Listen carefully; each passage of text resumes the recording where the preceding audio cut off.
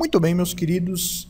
Então, como o prometido, agora que vocês já sabem o que é a tensão média de um sinal, nós vamos estudar a tensão média de sinais de corrente contínua.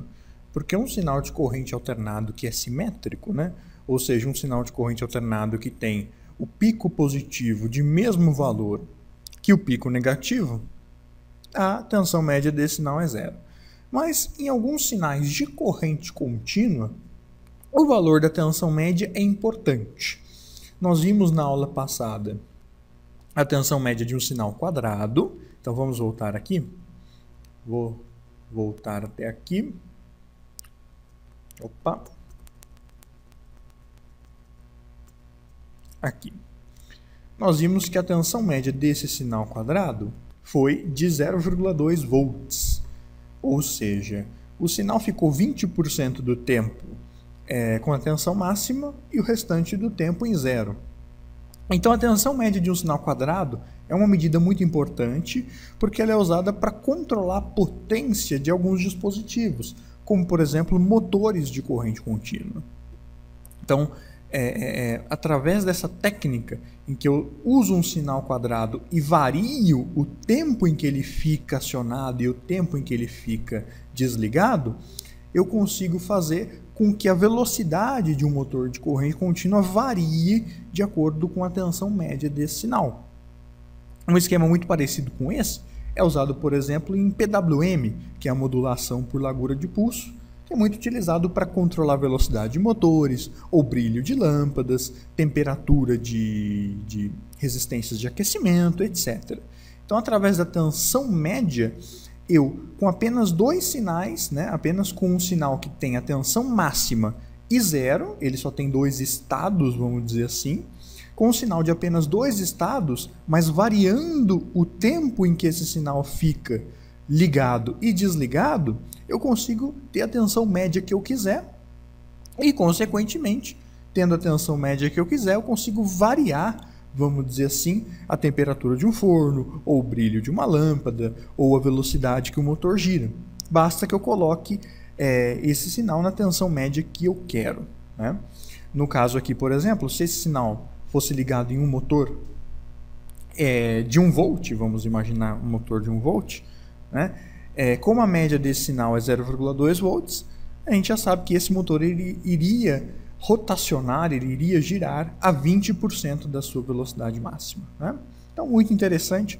E para eu calcular a tensão média de um sinal quadrado é muito fácil, como nós vimos na aula passada.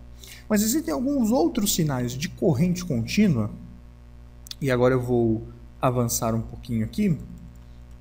Esse é o conteúdo que nós vimos na aula passada. Deixa eu tentar um pouquinho mais rápido por aqui. Aí. Existem alguns outros tipos de sinais de corrente contínua que na eletrônica a gente também calcula a tensão média, além, é claro, do sinal quadrado, que eu já expliquei para vocês na aula passada, e nessa aula eu falei da importância do sinal quadrado. Esses outros sinais de corrente contínua, em que é importante também eu calcular a tensão média deles, são o sinal de corrente contínua pulsante de meia onda, que nós já vimos quando nós estudamos a tensão eficaz RMS, que é um sinal gerado por um retificador de meia onda. No nosso curso de eletrônica analógica do GV Ensino, nós explicamos melhor o que é um retificador e o que é um retificador de meia onda.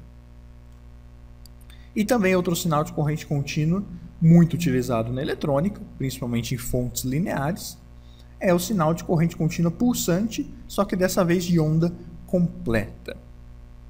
Então, para esses dois sinais, que são de corrente contínua, é importante eu saber como calcular a tensão média deles. Então, para esse sinal aqui de meia onda, a tensão média dele é dada por essa fórmula aqui. Tensão de pico multiplicado por uma constante, que é 0,318. Só para a gente comparar, né? Aqui, no caso da corrente contínua pulsante de onda completa, a tensão média dele é a tensão de pico vezes essa constante de 0,636, que vocês podem ver, essa constante aqui é exatamente o dobro dessa constante aqui, justamente porque aqui embaixo eu tenho, no lugar onde eu tenho 2 sinais, né? Aqui em cima eu tenho apenas um, portanto a tensão média aqui em cima é a metade. Vocês devem lembrar também que esse 0,636, que é a mesma coisa que 63%, né, da tensão de pico, que nós vimos que esse valor aqui é a tensão média de uma onda dessa daqui, né? O valor médio dela nós calculamos na aula passada, nós demonstramos isso.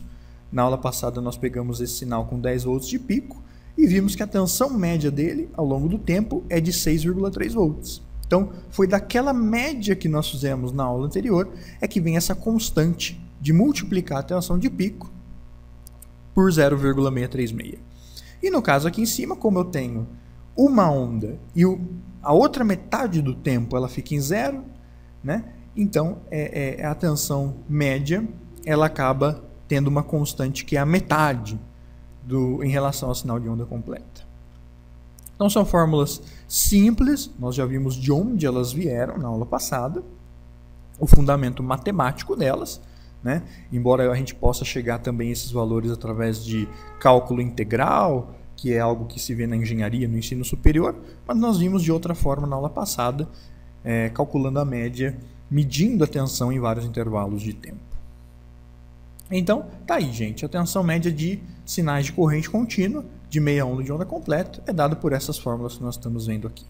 E para comparar com a tensão eficaz RMS que nós já estudamos, tá aí, no caso o sinal de meia onda, a tensão eficaz é a tensão de pico dividido por 2, então é um pouco maior que a tensão média. E, no caso da onda completa, a tensão eficaz é a tensão de pico multiplicado por 0,707 ou dividido por raiz de 2, como nós vimos quando estudamos a tensão eficaz. Então, reparem que a tensão eficaz de um sinal que varia ao longo do tempo sempre é um pouco maior que a tensão média. Tanto a tensão eficaz quanto a tensão média elas são importantes, né? Se bem que a tensão eficaz ela é um pouco mais importante porque é a tensão, vamos dizer assim, real do sinal. É a tensão que esse sinal teria caso ele fosse contínuo. É a tensão que esse sinal realmente, eficazmente, como o próprio nome diz, produz de eletricidade. Mas a tensão média também é uma grandeza importante, tanto que algumas máquinas, como por exemplo alguns tipos de motores, funcionam com base na tensão média e não na tensão eficaz, embora a maior parte dos dispositivos funcionem sim em cima da tensão eficaz. Mas é importante a gente conhecer as duas, o que são as duas, o fundamento das duas. Então, para a gente finalizar, a tensão média não é tão importante quanto a tensão eficaz, na maior parte dos casos, foi o que nós acabamos de falar. Poucos dispositivos funcionam com base na tensão média. Um exemplo pode ser encontrado em alguns motores de máquina de costura. E aqui nós temos a revisão de fórmulas para calcular a tensão média. Se eu tenho um sinal senoidal de corrente alternada, a tensão média dele é zero, porque ele fica metade do tempo no semiciclo positivo, a outra metade no negativo, então uma média anula a outra. Ao longo do ciclo, a média dele é zero. No caso de um sinal de corrente contínua de meia onda, a tensão média é calculada pela tensão de pico vezes a constante de 0,318. E no caso do sinal de corrente contínua de onda completa, vai ser o dobro. A tensão média vai ser calculada pela tensão de pico do sinal, multiplicado pela constante de 0,636. Então tá aí a revisão de fórmulas para calcular a tensão média.